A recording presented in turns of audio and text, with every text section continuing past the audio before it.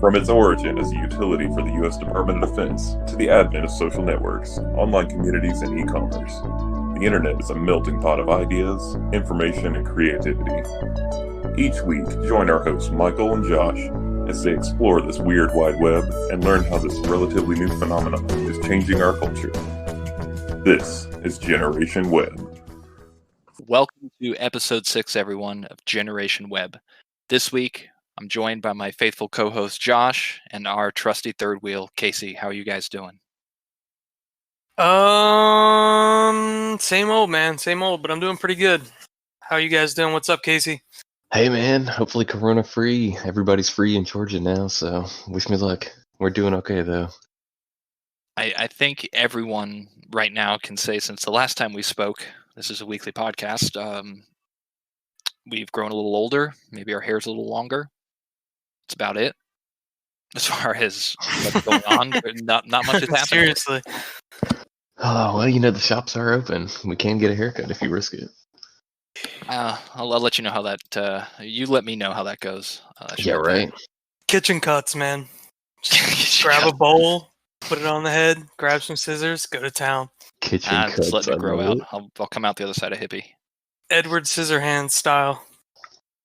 So this week, we've got an interesting little episode. We're going to talk here in a little bit about the man, the myth, the legend, or lunatic, Elon Musk, and some of what's going on with him, because he's been in the news recently a lot, starting with the coronavirus, and there's been some new stuff with NEURALINK, and we're going to dive into that and maybe talk about what this could mean for the world or how it's going to shape it, and maybe some possible futures that we could see if some of this technology pans out with tinfoil hats on. But first, positively negative. I found 3 articles here. We're going to talk about them, discuss them, shit on them. This time I want to give credit to a subreddit, r/nottheonion. Wonderful. The guys posting there, keep it up. These are actual legit news articles, but they're so obscure, you would think they would be on The Onion. So first up, Josh, Casey. These are real articles. These are real articles. The first one up, Kansas man who sought trial by combat now wants ex-wife evaluated. So the backstory here, this man sought legal permission in Iowa to engage in a sword fight with his ex-wife. But he's merely angry over their child custody arrangement. And so now he's, the court filing was basically to allow his former wife to rend their souls from their bodies. He goes into this whole long thing about the custody, property tax payments, and he is demanding that the courts allow him to engage in sword fight to solve this conflict. And ultimately, I guess it's due to him just wanting the news media attention to pick it up. But what are your take on it? Just remember, this man had a psychological evaluation that said he wasn't insane, but he wants to rend their souls from their bodies in physical combat. I'm sorry. I have a question about it, though, Michael, because you said that he now wants his ex-wife to be evaluated. So is that the second part of this? Is that he's now seeing whether or not she's fit psychologically to be a parent and to have custody of the children, or what's going on? Yeah, he apparently asked the court for psychological evaluations of his ex-wife and her attorney, who was representing him in court. He also filed for a second motion on Friday asking for parenting time with his children to be reimbursed for like some nominal amount, under $5,000. The motion also seeks for about $300,000 in emotional damages. So yes, I guess he's he was denied sword combat. He is now filing a second motion that they are now psychologically unfit. Well, it's pretty rare that I'm at a loss for words, but there's just so much to take in here. This is crazy. Literally. Oh, wow. Oh my goodness. So he wants her to be evaluated psychologically, and her attorney. I don't even know. I can only imagine what his reasoning is for that, but I mean, I clearly, guess So feel- he files the motion only a crazy person would for sword deny fight. that, right? Sorry. Yeah, so he files the motion for sword fight. He then gets his self evaluated that he's not insane. He's denied the sword fight by the court registrar, and now is filing another motion that his wife is crazy. This guy has watched one too many seasons of Game of Thrones. What would have been awesome is if the court granted that motion, but his wife was able to substitute in like a medieval times veteran, someone that frequents the restaurant and just slayed him. But honestly, it's difficult, man. I mean, he could just be super frustrated, and maybe his wife really is crazy and won't allow him to see the kids. And this is just his means of trying to get something done. Because whenever things become a legal matter, it just gets a little dicey from there, and it could take a lot of time for things to progress. He's crazy though. I think with everything that's going on with the quarantine, we're going to see crazy come out of the woodwork like we have never seen before. Typically, these articles would be always prefaced with Florida man. Now it's Kansas man. Kansas man. Leading into the next article, Portland man, maybe. Unless Casey has anything to add to this one. It's a psychological evaluation, right? Yeah. So if he got a physical evaluation, would she be able to submit a champion to fight for her? Ooh. No. The court's not going to grant it, man. But, I mean, here's what it comes down to. I volunteer as tribute. That's what I'm saying, man. It's like straight out of Game of Thrones. But you're right. You made a good point, Michael. He's probably just going crazy, locked in his house in Kansas. I mean, can you imagine what is there to do in Kansas? Absolutely nothing. Who knows if this guy even owns a sword or has wielded one before. I think he's just trying to grab a headline to get some progress on this case.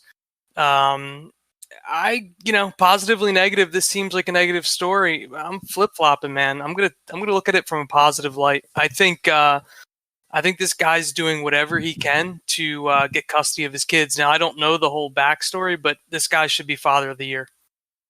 Father of the Year. Wow. Excellent. So this next one, article number 2.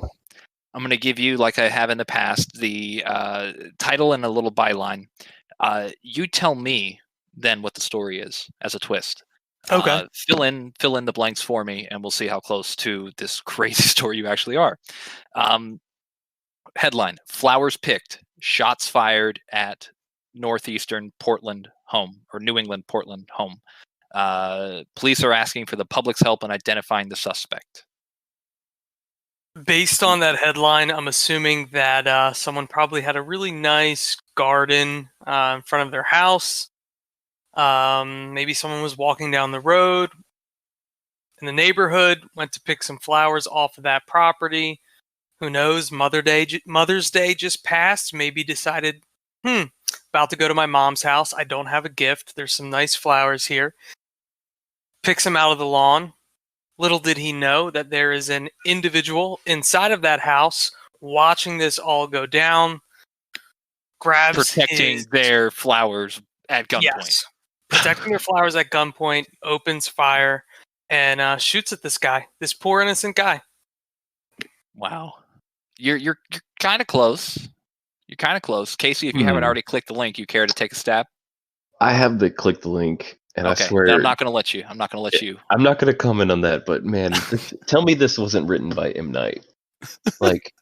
This is not a Shyamalan. Oh, no. It is. Okay. It is though. It is. Oh it is my a twist. goodness. So the actual article: Portland, Oregon. Shots were fired shortly after a Portland resident asked a woman to stop picking flowers in their yard Monday afternoon. Josh, you may be right, except. According to the police, the resident came outside of their house around 5:30 p.m. when she saw a woman picking purple irises from the front yard. The resident did not know this woman and asked her to stop. The woman stopped, proceeded to get into a white four-door hatchback and drove off, headed south. Less than a half hour later, police say a similar white hatchback going north drove by the same house, firing off 4 gunshots. Wow, I didn't think of that, man. That is so legit. That is so legit. And that person's clearly crazy, but dude, talk about not taking no for an answer. Yeah. Yeah.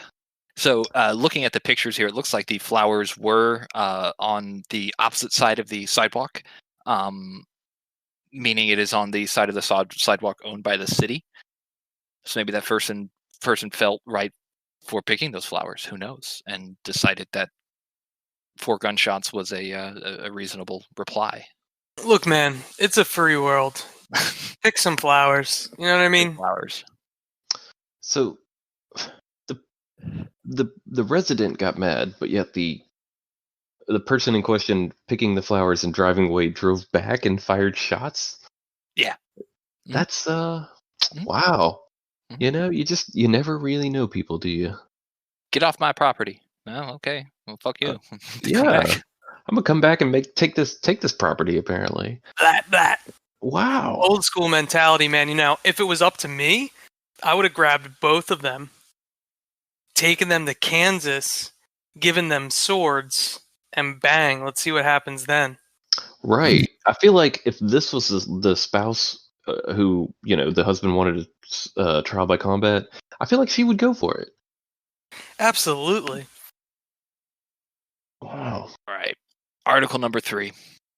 Come on, This baby. one, hopefully to take the cake today. Seeking release, California inmates try to infect cells with COVID-19. And we're doing the standard, try to find the spin on this if you can. So, some details. A group of California prisoners tried to infect themselves with coronavirus in a futile bid to win freedom. So there was some mistaken belief among the inmate population that if they tested positive, there was a way to force the deputies' hands to release more inmates out of the jail environment. Some 21 prisoners tested positive, and these several inmates were like sharing masks and sharing water bottles, trying to get themselves sick. I'm not surprised because there have been states where that has occurred, where basically they've released inmates because of COVID. So that's not that shocking. You know, is it worth the risk, man? If I was in prison and it was a long-term sentence, I'm doing What do you got to lose? whatever I have to do to get out of prison, man. I'm drinking water bottles. I'm sharing toothbrushes with these inmates that get COVID. You know, as long as you're relatively young and you don't have a compromised immune system, get out of jail, survive COVID, and your life is better off than it was sitting away rotting in prison. You know, they said it would take a man 24 years to get out of Shawshank. Little did they know it was 14 days. Little did they know Andy got out in 14 days, sharing a toothbrush infected with COVID. Oh, that's good. You know, That's good. I figure prisons have a pretty good system for social distancing and self-isolation. I don't feel like this is a smart idea. You know, it's just now. Was anyone ever tested positive from this place? Because if a bunch of guys that aren't okay, I was gonna say because there's misinformation on both sides. Because if no one had tested positive, what are they really doing? You know, but man, they're just gonna put you in isolation. Just hopes and dreams. Just hopes and dreams. That's all they were doing. You know, they can still handcuff you to the medical bed. These guys are, like you said, I guess. I mean, people, man, they're in prison for a reason. Right. And I guess you would try to do anything. Why not? Absolutely. So that is our positively negative for this week. Hope you guys enjoyed these 3 articles. We'll have some more next week.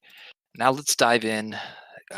Lean back your chairs, light your blunts, put on your tinfoil hats. Let's get a little crazy. Elon Musk. If you don't know who he is, you need to wake up. I don't think there's a single thing. He's on social media. He's on the news with everything he does. I mean, hell, a single tweet can wipe out $14 billion off his company's evaluation. A single tweet can do that. So if you haven't heard about him, just to let you know who he is, born 1971, engineer, industrial designer, technology entrepreneur, and philanthropist. The last part, we'll talk about. He's a citizen of South Africa first and foremost, United States, and also Canada. Net worth currently 39.4 billion. And again, that would be a little bit higher than if he didn't tweet last week.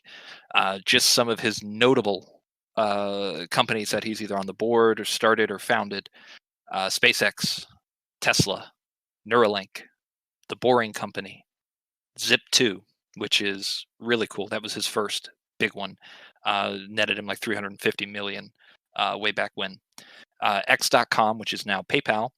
OpenAI, which I really, being a developer and programmer by trait, love what he's doing with OpenAI, and SolarCity, which is also probably a tie-in to his Tesla. But SolarCity was also a failing company of, what was it, his brother or something that he bought with Tesla? Neither here nor there. Let's get some general consensus. Josh, Elon Musk, is he a good guy? Is he our savior? Is he a genius like everyone says he is? Man, I'm pretty neutral on our Lord and Savior Elon. Honestly, up until about last week or the past couple weeks, I was pretty cold on him. What started to warm me up to him was some of the tweets that he made about COVID and how it's against our liberties and freedoms for the government to force everyone to basically lock down. And I know it's impacting him economically, so that's really where he's coming from with those feelings. But he's also a very, very smart guy. So even though I'm not a huge Elon Musk fan, I recognize his brilliance and intelligence. And he's looked into the data. He's looked into the statistics. And from what I understand, he was actually in China when the coronavirus started to break out. So he has some firsthand knowledge of it, how it went down there. And now, of course, he's here in the States and seeing how things are going on here. So, but with that being said, yeah, Elon Musk, pretty neutral on him. I think some of his ideas are a little far-fetched, and he could be part of the global elites that are just trying to take over, man. Whether that be the Illuminati or whatever you call that, he could be a lizard person. I'm kidding, man. Casey, where do you stand on this man? Are you you on his side? You against him? Does he scare you? A little bit, honestly. I feel like Elon is one of those people that's like, he's either not from our time or we're just not ready. He seems, I don't know, he starts a lot of things. And other than like being able to drive a Tesla, I can't deny that like the rocket stuff is working. I just feel like he's either not going to be appreciated or he's not going to get it done. And it's just, That's like what's it really going to matter? That's I like the thing point. you're doing, but there's two types of geniuses. You've got your eccentric Musk, and then you've got your other geniuses, and that are very methodical and plan out every itty bitty detail before they make a move. Musk is one to trip and stumble 30 times before the big breakthrough. He will throw millions of dollars at a problem and fail just to get the one little outcome that he needed to get to the next step. I mean, he literally wants Minecraft over again in Tesla, so I don't know. He wants a virtual reality Minecraft working on Teslas right now as of May 3rd, just so you know. He's a little, I think he just runs before he can jump, or like walks before he can run. Or the other way around. I mean, he's a little scatterbrained for being as smart as he is. I don't know. There is a famous quote of his that there is no such thing as a unsolvable problem. All problems can be solved with money and time. So when Elon Musk asks a question to his staff, this is how it's going to be done. You are going to do this by this deadline. There is no rebuttal in his company. No one says, well, how or why or we can't. It's you will find a way to get it done. Or you'll be you'll be then replaced. So that mentality has, with all the company he's been on, I think been a big part of why he's so successful. And just talk about Tesla. And there's going to be no hiding this. I am a huge supporter of the idea of what Elon is doing. The way he's doing some of the things, maybe a little questionable, but definitely his overall arching plan as we see it now, I am a huge support of, which is saving us from ourselves and progressing the human race. But Tesla and Solar City are the start. We need to remove our dependence on fossil fuels. Everybody knows this. It's not just Elon. We need to go electric. We need to go solar. We need to go wind. We need other sources of energy. He's found a way to do it. And the technology he's using, he's 10 years ahead of Ford, Chevy, and GM. Let's talk about that. Let's talk about that, Michael. Mm-hmm. Because the way you're presenting that argument, I don't agree with it. I mean, I understand what you're saying. I don't disagree with the statement, but you made it seem like Elon Musk cares so much about the human race, and that we need to be less dependent on fossil fuels, mm-hmm. and electric vehicles is a good first step for achieving that. But yet his actions don't add up to the statement that you've made. And basically what I mean is, it's no secret, there's no argument within the car manufacturing realm that Tesla has the most energy efficient. They have the best technology when it comes to electric vehicles. And it's so funny because I went to a BMW dealership a couple months ago, and they had their electric 2021, $100,000 electric car. And I was just curious. I asked the salesman, I said, hey man, do you guys sell a lot of these? And he was like, honestly, I've been here for 2 years. And over the past 2 years, we have sold a total of 0 electric BMWs. 0. So I asked him why. Why do you think that is? And his response was simply, the technology is not that great. From BMW, who is a premier car manufacturer in the country. One of the reasons why their technology isn't that great, it's a direct result of what Elon Musk has going on with Tesla. He has patents and owns all of the technology, and it's not open source. It's not readily available to his competitors. BMW has, I'll support your argument. BMW, Ford, Chevy, GM, Honda have all been operating for how long? Since some of them, obviously Ford back in the 20s, early teens, through the 30s and 40s. These cars have assembly plants, production lines, parts that they source from manufacturers that specifically make parts for BMW, put the BMW logo on it, goes in the car. All those distribution chains are in place. Tesla springs up. Yes, they have the proprietary technology, the patents, but they don't have anything in place. They're developing their production, their assembly lines. Everything's internal. All the parts on a Tesla are made by Tesla, for Tesla.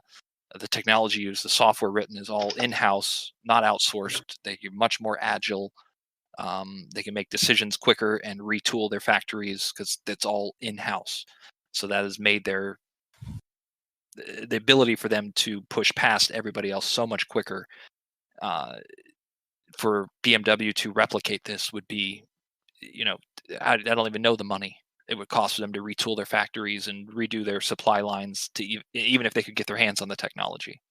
I don't know if I agree with that, but the point that I'm trying to make, which I think is valid, is that Elon Musk sees massive economic opportunities with the technology that he's distributing, and he's taking advantage of that. And I'm not necessarily against that. I think I'm a capitalist. I'm glad that we live in a capitalist society here in the United States. For the most part, it's becoming more socialized. But what bothers me is when I hear people talk about Elon Musk and they're like, oh, he's my Lord and Savior.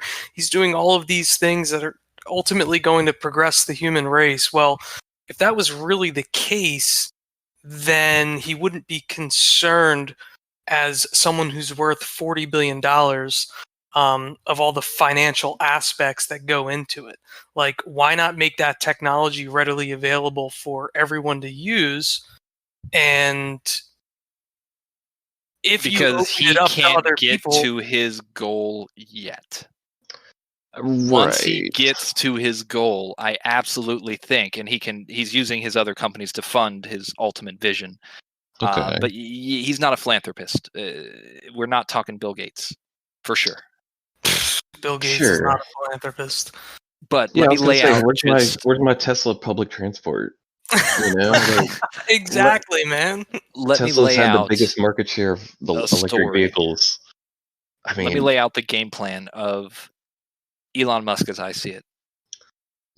So it starts, and I've rearranged the Google Doc now with his companies, so you can see the progression here as I talk through it.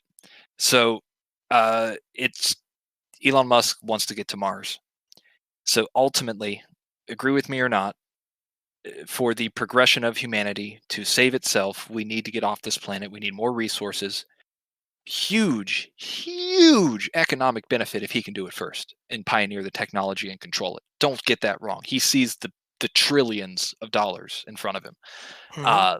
But he can't enjoy those trillions if we destroy this planet. To push us forward to Mars, what do we have to have on Mars? We're not going to have fossil fuels. We need solar. We need ways to produce and store energy. He creates Tesla. Before he puts electric vehicles on Mars, he is using us here in the United States, in the world, to test his electric vehicles. He will have this thing 100% working so he can deploy fully autonomous electronic solar-powered vehicles on Mars. Solar City, step 2. Now that you have the vehicles, now we have all this power generation. How do you store it? How do you run a city? That is his experiment here on Earth for what he'll do on Mars. The Boring Company, transportation on Mars is going to be difficult. We're going to need underground tunneling. It's a great venture idea here. It's not going to work here. It's for space and other planets. That's why he's testing this underground travel system. And SpaceX is then the platform for him to get all of this and get us to Mars, which he's already made that public mission available, or known of SpaceX is to get to Mars. But I think this progression of these companies specifically highlights that plan. And they all go into succession of feeding. What he's ultimately doing is testing his tech here in controlled environments before ultimately scaling. What does he want to be on there by 2024? He wants to be on Mars. Whether that happens or not, but because where's my Cybertruck? If I can't, how are we gonna get him? Like, he's setting up an infrastructure and testing it for sure, but I just don't see it within Elon's lifetime of us getting to Mars. Well, I have a question for you, Michael, and not to get like too personal on this episode, not that you would care, but like in your life, you're a developer, you're a programmer, you know code. So let's look at it from that perspective. Wouldn't you agree with me that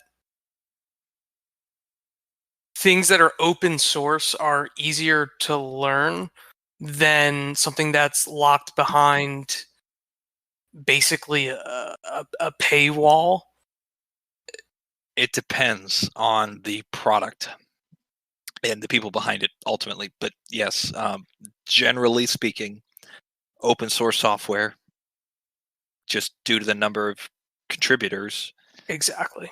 is very well documented, very widely tested, and the same time you then have major security issues because You're correct about that. Absolutely. But But- users have the ability to share their experiences, and then you can learn from someone else without making the same mistakes. It's all already documented in there. So I just don't understand at this point in the game, when you're worth $40 billion and you're making tweets about how you're going to sell all your homes because you no longer like being judged as an elitist that owns all of these properties and has all of this money. But at the end of the day, you're kind of teetering that line because you're not taking the necessary steps to really prove that. I That's think not at what the it's end of about. the day, he wants to be human, and he's not. That's In- why in you the- buy in- Gene Wilder's house, right? You know, At the end of the day, he wants, I think, to be one of us or be seen as a citizen, a global citizen, and treated as normal. But he's also batshit crazy, and I recognize that. And he's gotten in trouble before. That's why he was removed from the board of Tesla, right? Yeah. For his not most recent Joe Rogan appearance, but one of them where he decided to smoke marijuana. He just was removed from the board, so he couldn't have any damaging effects. But it's still a tweet can devalue his company by 14 billion like that. Now, or threaten to go public with it, or private. I mean, it's he's so just eccentric here's to the max. what is he? Is he the ultimate philanthropist? Is he devaluing the corporation by 14 billion, knowing it'll bounce back in less than 2 weeks, like it has, so a bunch of people can make investments and make a quick buck in a time It's of so need? overvalued, man. I mean, he So guaranteed overvalued. it. He's guaranteed his stock privately at like $480. Just recently on Tesla, $480. That's per share. So I don't know. He's not afraid. I mean, like what you were saying earlier, Josh. He's out in California. He's saying that his factories will open at full force, regardless of any stay-at-home or any in-place orders, and he will be on the front lines, and he will be the one arrested if someone comes to shut it down. So I like him. I just think that he needs to come to grips with. It's almost like accepting being the bad guy or accepting that you're the villain. Not to say that he's a villain or he's a horrible person, but when I scroll down my Facebook and I see posts about Elon Musk all the time. I talk to friends and they're like, "Oh, I love Elon Musk. He's so great. He's going to do this. He's going to do that. Blah blah blah blah blah blah." At the end of the day, you know who Elon Musk cares about more than everyone else? It's himself, and his actions back that. Regardless whether or not he wants to make sure that the human race is less dependent on fossil fuels and get us to Mars, and there's a huge financial gain for him. But that massicism is going to have a huge byproduct of, I think, a betterment of the human race. Tesla, you can't say that regardless of the end game, financial game, the fact that we have so many Teslas on the road at such a low price now, and that it is forcing the automakers to make active changes to even compete, is good for just pollution in general. I mean, that just speaking in very broad strokes, Josh, has to be good, regardless of how his intentions are. SpaceX, come on, when he lands a freaking 2 booster rockets side by side, and then a third in the middle of an ocean on an autonomous boat. God, the first time he did that and touched down to all 3, how did tears not come to your eyes? I mean, that was such an amazing moment for technology. I mean, dude, I get it. Leap alone. I'm The not world talking has about to react to him, Like you said, no matter what, we're going to be better off for Elon Musk being here. Now, I wish he would do what he was doing back in the 2010 to 2016 dent, which was just stay out of the limelight and just do your shit. Do what you do. Be Elon Musk. Be crazy. Be eccentric. Create these massive companies. Progress our technology. Just embrace it and just go with it and get us there. Why he has to do all these crazy publicity stunts is beyond me. But like the whole, I don't mind that though, man. I don't mind him being himself. It's just I just can't stand the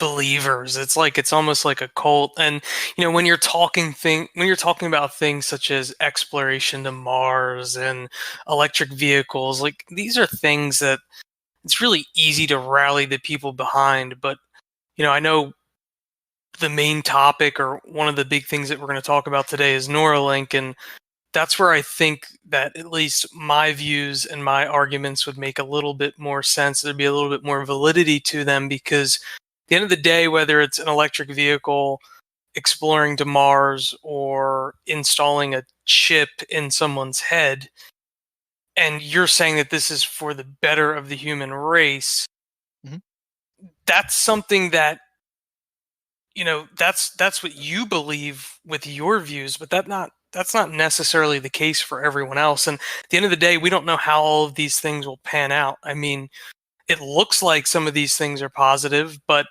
when is he going to make that decision to put a chip in everyone's head and that ends up having a really negative impact on what we have going on today? Now, I don't want to sound like I'm just reluctant to change because there have been tons of technological advancements that have led to a better society.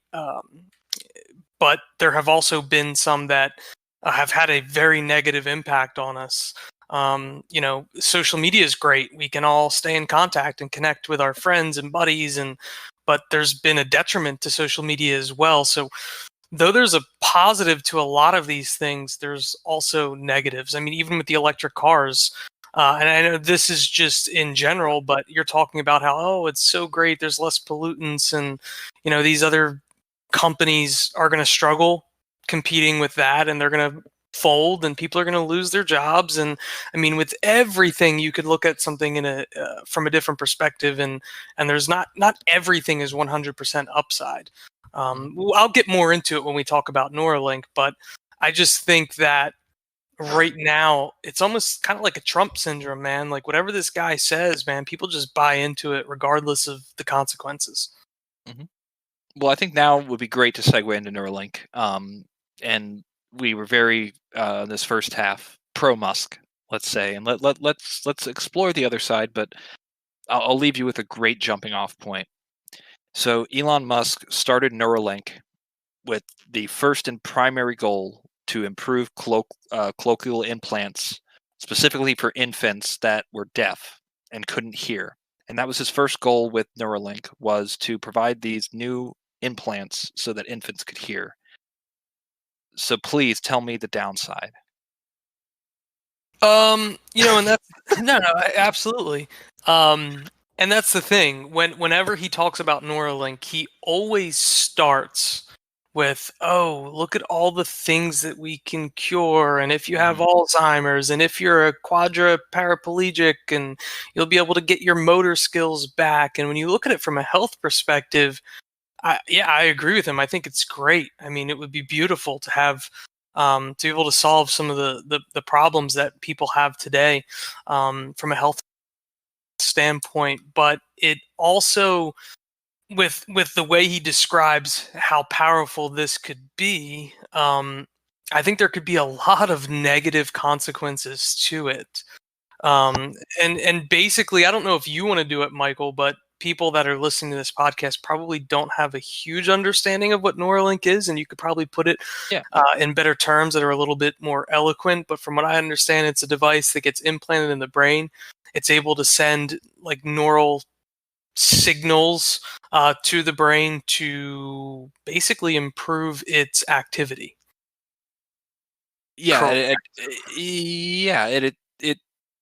So these type of implants have been around before Musk.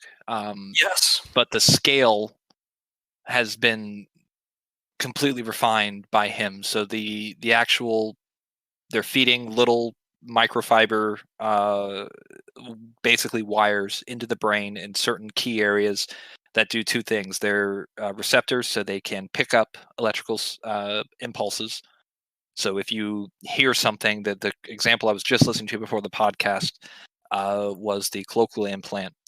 So inside the ear, they would feed a electronic sensor into the ear, and then you'd have your NEURALINK chip in with the little fibers into the brain. And when the receiver in the ear picks up a sound, it is sending an electronic signal, and then those are then picked up by the receptors in the brain. So one, they can map the human response to sound, to touch, to motor skills, movement, and they can map to what areas the brains those light up. And then the second part of Neuralink is now the active side, which is sending electronic signals. So those receptors are also transmitters and can send tiny electronic pulses to the brain to stimulate and make connections between neurons that either didn't exist before, or they can act as a neuron and connect two neurons together to form a thought, a memory, a impulse, a movement, a smell, etc. So, if I get this correctly, basically, at some point, a chunk of skull will be removed. A chip will be implanted to very specific parts of our brain. And at this point now, I mean, Elon already considers us cyborgs just because we have a phone, basically. It's just that with this Neuralink, instead of typing on my phone, there will be no, I will think it. Instead of listening to a speaker and watching the audio output, it will just be linked to the part of my brain that my ear would hear. Or you literally will pair your phone with your brain via Bluetooth. Right. Now, I've played Metal Gear. I'm not kidding. Literally, you will. And I've watched Minority Report. Now, I don't know if I'm ready. I don't know. This is where I wanted the conversation to go. Perfect. You know, because this is what excites me. Just at what point will we not even be talking to each other? You know what I mean? Exactly. Like, we're just gonna be like sitting here, like looking at each other. All right, good talk. Pretty much, silence. Man. Insert silence. So right now, the chip is, I think the smallest they've gotten it is like a 2-inch by 2-inch or an inch by inch square that has about 100 of these fibers. That's a big chunk of skull. Not really. I mean, so with the Neuralink technology of the implant and all the software and everything, obviously proprietary, of course, he has also created the procedure to install. The surgery procedure is all done robotically. All the software, the robots, the everything is these fibers have to be inserted.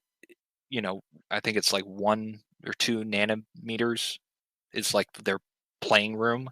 So this robot is like literally like inserting thread into your brain, like with the utmost precision. Right, neural lace, literally tiny threads. So then what he plans on doing, I think he only has done this with like one chip, but then eventually you have multiple of these chips in the brain, and these fibers are then, connect to a microcontroller that then you could do the sky's the limit. You want to interface with a computer. You've got, as long as we can map the signals to the brain, we can literally program ourselves to access the internet and see it. And again, this is where the software side comes in. You have to write software to interpret and then transmit like the brain would want to receive it. So you would get that information. Otherwise, if we just send a bunch of electrical signals in random spots, it's not going to look like an image. It may be a smell that you get instead. Like you go to learn about the Revolutionary War and then you smell pears, and it's like, the fuck, So we got to figure that out. But I do want to back up a second. When I said that we wouldn't get to Mars in our lifetime, if Elon Musk has robotic machines that can implant a chip into our skull that he can control via an app on his phone, he might just get us to Mars. It's scary. With or without our help.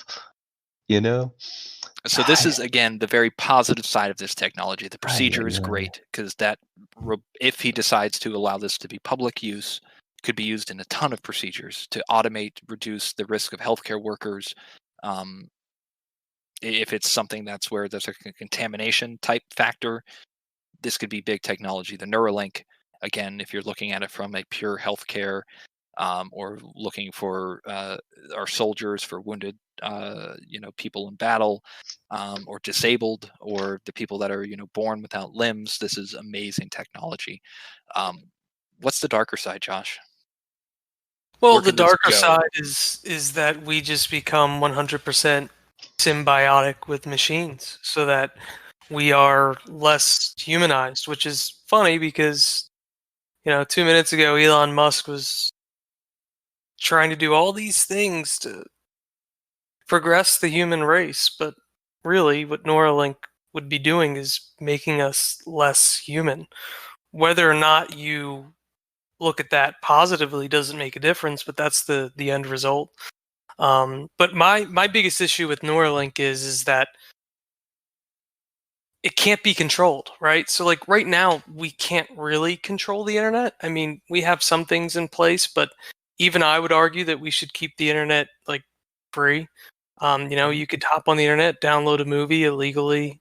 You could look at things that you couldn't potentially look at on national television. So which is nice, but what's scary about that as well is that right now it's filtered down, and as Casey was mentioning, you have to pull out your phone and you have to search for these things, seek these things, or you have to go on the internet and look for these things, and even in that scenario, you're going to pull up different articles with different opinions. The scary thing is what if these chips do get implanted into our brains, and then it really changes the way that we think and perceive things and It's going to judge things, and that's it what has makes to. me scared. Well, yeah, but that's a problem, because even right now with the internet, you still have varied opinions. So, like you and I could look at the same article, or just like right now, this discussion that we're having, where you're looking at it very positively and I'm looking at it a little bit negatively. We're both entitled to our own opinion, and there's a discussion and we can both bring up points. But with Neuralink, what happens in a scenario where the data that's being fed to us from the chip is being controlled? And when I mean controlled, I don't mean like, it's just someone behind a computer just feeding it to us, but where we all think and agree about something in a certain manner because of what's being presented to us, and it may not necessarily even be accurate or correct. That's what scares me, is that how can you... A unified consciousness almost. Right. It's like everything tastes like chicken, right? How are you sure it does? It's like, Yeah. if it's all, if we start using this all to, it becomes popular, like you said, how long before we realize like what my red looks like and what your red looks like? Is it really the same? Are we really experiencing this the same way, or is this being influenced by the software on our Neuralink? The thing that scares me too is like, how long was OnStar out before somebody hacked OnStar and crashed a car? How long before someone else can hack your Neuralink and change what you're seeing? Instead of seeing a loved one come home, you see a robber come home, and you take action. How long before just all sorts of vulnerabilities can pop up and false realities? It's a dark path, and I'm kind of with you, Josh. It's scary. Well, here's a good example of really what I was getting at. And this is going to seem way off topic, but it'll make sense in the end here, so stick with me. But so like you had the event like Sandy Hook that took place, right? And you had people come out and they said, "Oh, it was a conspiracy, and it was set up, and the government was behind it." And right, there was like an open discussion where some people did believe that, and other people were like, "No, that's not the case. That was a real event." Alex Jones. Right. Well, what happens if Neuralink just tells everybody 100%, oh yeah, it really is a conspiracy and the government was behind it, and everyone thinks that way, when that may not have been the case. So that's what scares me is you already have pockets of the term is used. I think the term is called groupthink, where if you're around a bunch of other people and you all are like-minded, that you act that particular way or you think a certain way, and then anyone who thinks differently is considered wrong, which could lead those individuals to be very combative or to discriminate against ones who think differently. I think that Neuralink leads to the path of the ultimate groupthink, kind of what Michael mentioned. It's like one consciousness that's just being controlled by this chip in your brain. And I think one of the things that's beautiful about us being humans is that we're all different and we can think differently and we like different things. And I just think that with this device, if it reaches its ultimate potential, all of those things could potentially be compromised. I want to get my NEURALINK updates from conspiracycorner.geo. Well, no. See, Casey, what you just said is a direct controversy to the unified consciousness. If I have a choice where I'm getting my conspiracy, then this is a failure in what Josh just described. So if NEURALINK is simply a connection, a portal to a internet. So let's say I have NEURALINK. Elon's private network. No, NEURALINK is literally Comcast. Sure. Okay. Right. It's a interface, right? So like we it don't is have to solely type on an our phone. interface to the internet as we know it. So I still have my freedom of choice. I still have the ability to interpret the information on that network in my own free will. Now, where it gets scary is if that's taken out. Because it's solely controlled by a single corporation. Yes, but that's where we're going, Michael. That leads to my previous point with about Elon Musk, is that Elon, it's his corporation. It's his technology. Now, is he going to release Neuralink and then it's open source, or is he going to continue to treat it the same way that he treats Tesla? If he treats it the same way that he treats Tesla, then now you do have a very controlled source of information that you're receiving, and that's what's scary and dangerous. But even if you open it up, there are negatives to that as well. Now you're more vulnerable to things such as viruses and people hacking information. So it's a very, very fine line. It's super scary, man. I don't think it's as fine as you think. I don't think it's public or domain. Well, even that let's go back in time. There weren't newspapers. The first newspaper was printed. You now have a way you can access a public knowledge through the perception of a controlled amount of people, the people publishing the newspaper. Fast forward, you have radio. I may be getting the actual order of these things out of, but again, now you have a way to connect to a source of information being controlled by a certain group of people. Sorry, television. We definitely had printed paper before radio. Sorry, you're right. So radio, television. Right. I mean, you could take it back further. Church, before you had mass literacy and printed word, you had to go to church. You had, and that's where you got your religion, your politics, everything. It was all one source. Keep going with smartphone, with computer, with VR headset. Neuralink is no more than the next VR headset that you're putting on to access. Now, this is a very, very hopeful. Who knows what could happen with this technology, but that's where I see this progression going. Is Neuralink is being first done by Elon Musk, but there's going to be a widely, brain net is going to be the non-branded term. Whoa. Where you'll connect. I'm on Neuralink and Josh is on BrainNet, but we're all dialing in. I'm going to stick with my Microsoft ZoomNet, please.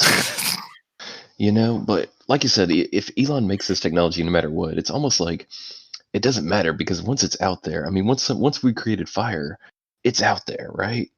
Sure, we can keep warm and cook our food, but it also burns down our shit and hurts us. We just need Ben Affleck and a paycheck. Something. But I disagree with the.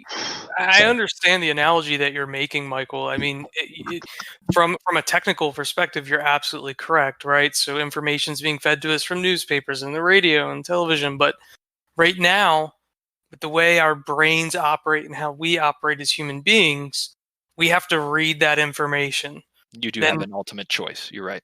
Then it gets compressed in our brain somewhere, and then eventually it decompresses as we spit it out. We either talk about it to someone or write it down on a piece of paper, and so it's actually a really slow process. It doesn't seem like it because that's just how we interact as humans. Like when I talk to you as we're talking in this podcast, it doesn't seem like it's a slow process of data being transferred, but it actually really is compared to what we'd be talking about with Neuralink.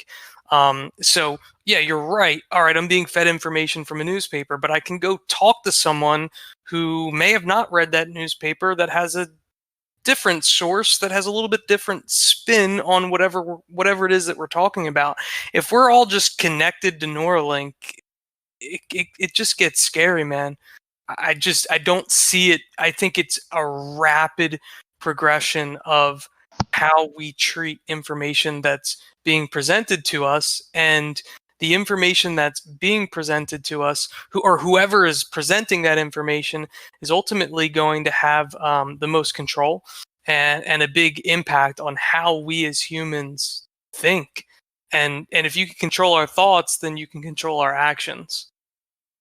Well, I feel like that's still a ways off, though, right? Because if it if totally I'm learning it correctly, like it's just going to be an interface, right? So like basically, it'll make our stories section at the beginning a lot more boring with Neuralink.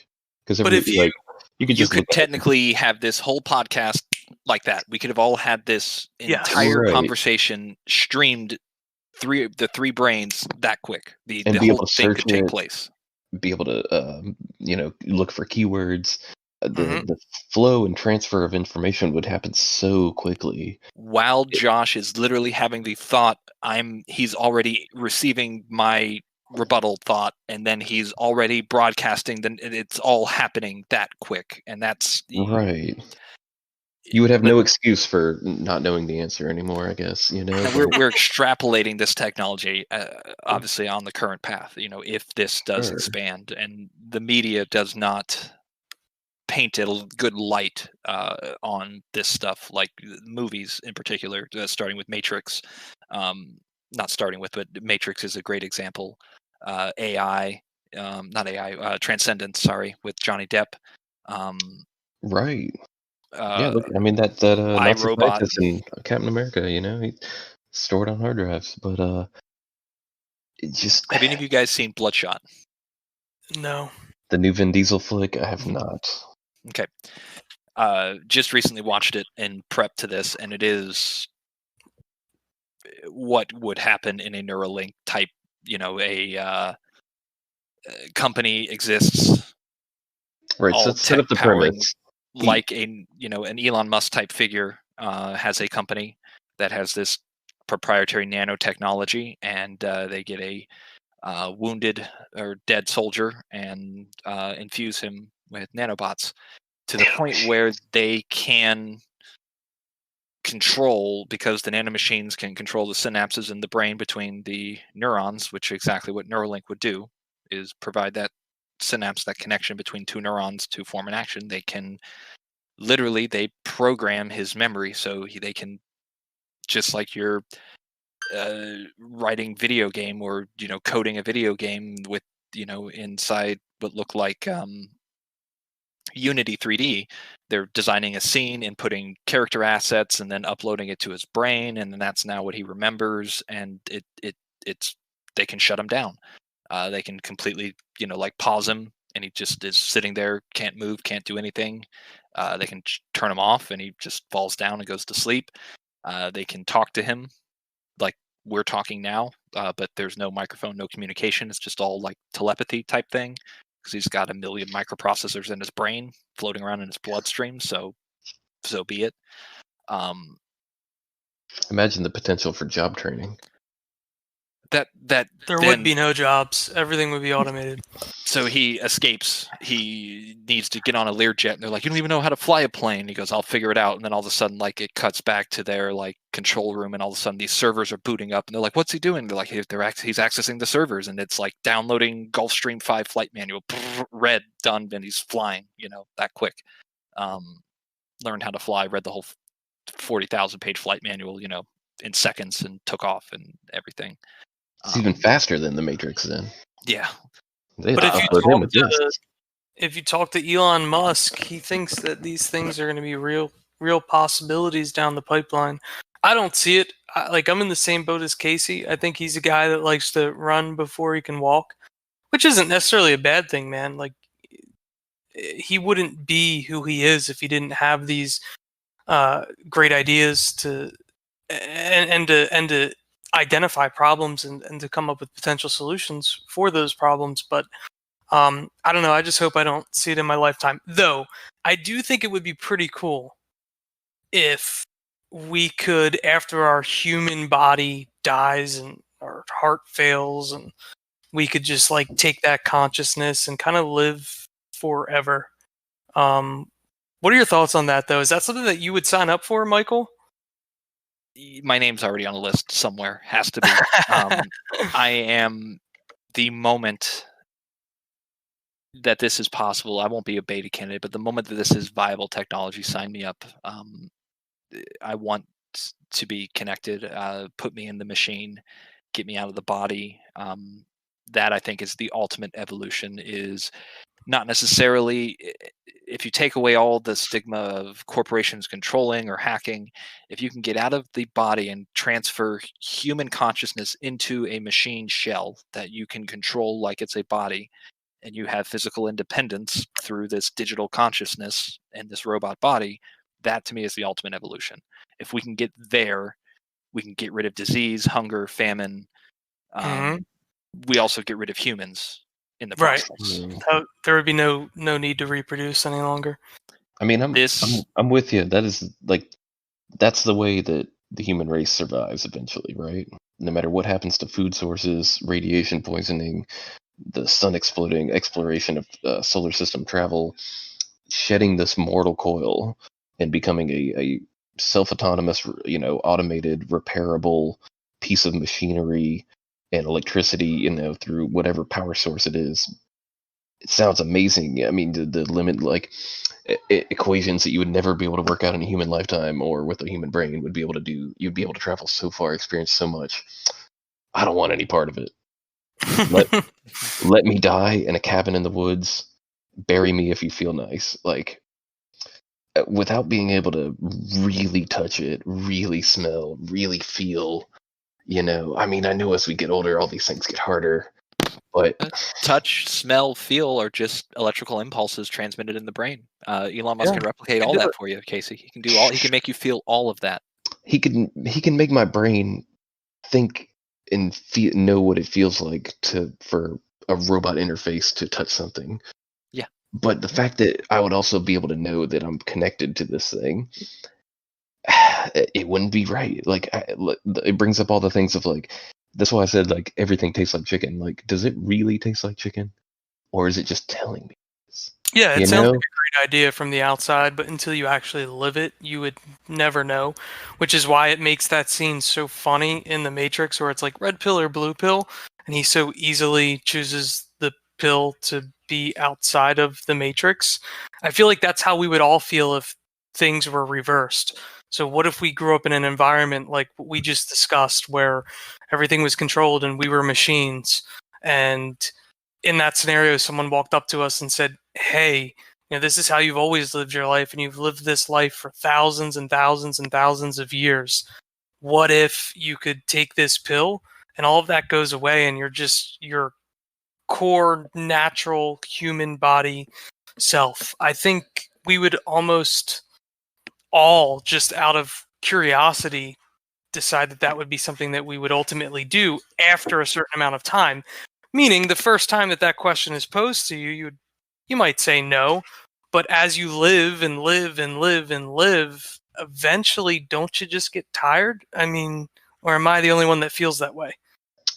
I don't know. You take the flip side. The guy who woke up, what was his character's name? The bald guy, Cypher. He'd been in the real world. He woke up in his human body and realized this kind of sucks. We live like shit out here. Let me back in. Let me back in as somebody important. You know, he's like eating the steak, and he's like, I know that this is telling my brain it's juicy, but I know it's not. I don't want to know that it's not. I guess it all depends on what that digital life is like, what that simulation is presented to us in that state. If it's as shit as the real world, then what's the point? If you're born into it, then maybe you wouldn't notice, right? But it's almost like there's no replication for the real deal. And so if you were one of the old generation that really felt, or really smelled or tasted real food, you might not be. You're going to be kind of Luddite toward it. But people that grew up, like if someone's never been able to see, and Elon Musk's Neuralink allows them to see, like they're not giving that up. But they don't know the depth of real color of a real sunset or sunrise. They just only know the machine part, but that's all they've ever had, so it's perfect for them. I just feel like it's one of those things. Like, what becomes the point of living once you're a machine? That's a hard question, right? What do you think, Mike? You're all for it? I am all for it, and I am going to segue this off to kick off the episode whenever you guys are ready, or to end the episode whenever you guys are ready, and I'm going to tie it into last week. So, all right. Well, I'll take everyone's thoughts out there. Yeah. If one thing that I like, one reason we'll do pros and cons, right? Cons, I know that it's not real. I know it's not my real body. Seeing, touching, believing. Well, maybe not even believing because it's still on my head, but like if I could get robot legs and then jump crazy far, or have robot arms and fly, like that would be super cool. But that's because it would be my human body using a part of a machine to do those things. If I was just a part of a neural net and uploaded into a drone body that could do all that, would it really be that fun anymore? Nope. I don't think so. So you're for augmented reality versus virtual reality, or cybernetic enhancements. I feel like there's a lot that can be done. I lose my arm in an industrial accident. Elon Musk grafts a robot arm onto my shoulder joint. Mm-hmm. I control it through a Neuralink.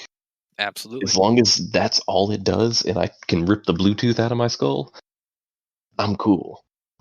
It doesn't even need to be like iRobot super strong, But I know that when I feel something with that arm, it's not going to be quite the same. Now, it might even be higher precision. I might even be able to rub my finger and be like, oh, there's a 0.2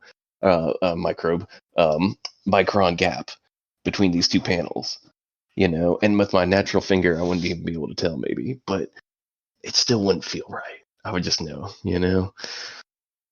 So what you're talking about is the evolution, I think, the ultimate progression of a species is uploading consciousness with what we call now AI or machines.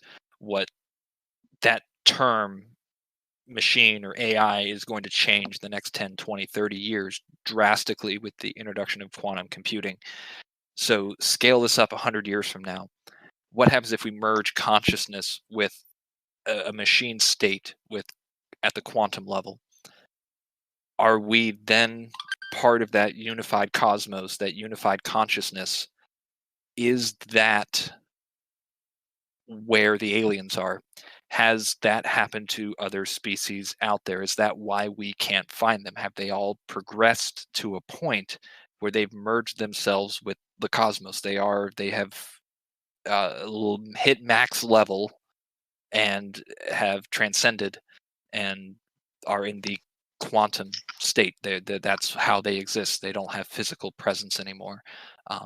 We may never know, but these are just some of the kind of big questions when you talk about Neuralink and where this can go. Humans prestiged out, left the pyramids. I hope so, man. That would make human beings super precious, and there's like a beauty to that. So hopefully that's what happened, man. And that gives some value to the life that we live. Yep. Hopefully, and only time will tell, and hopefully we'll be there as it progresses. Some of this stuff may happen sooner than you guys think. Again, we want to thank all our listeners on Spotify, Google Podcasts, Apple Podcasts. Support has been amazing. Follow us at Twitter at GenWebPod. We have a YouTube channel. Links are on our Twitter. And we look forward to seeing you guys next week.